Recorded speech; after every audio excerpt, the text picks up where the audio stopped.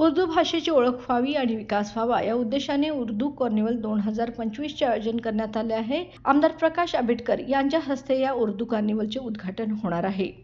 11 जानेवारी रोजी या उर्दू कार्निवलचे उद्घाटन होणार असून अध्यक्षस्थानी श्रीमंत छत्रपती शाहू महाराज हे असणार आहेत, तर प्रमुख पाहुणे म्हणून राज्याचे वैद्यकीय मंत्री नामदार हसन मुश्रीफ असणार आहेत, अशी माहिती उर्दू कार्निवल 2025चे आयोजक गणी अजरेकर, समीर मुजावर, कादरभाई मलबारी, अबू तविंदर, मुस्लिम रफिक शेख, रफिक मुल्ला, सामी बापू मुल्ला, रहीम महात, राज महात यांनी पत्रकार परिषदेत दिली आहे। बाळ, फ्रीजमधून श्रीखंड काढ ना। आम्ही पूर्वी घरीच बनवायचो श्रीखंड, त्याची चवच वेगळी होती। आता काय सगळं रेडीमेड। आजी, हे श्रीखंड खाऊन बघ।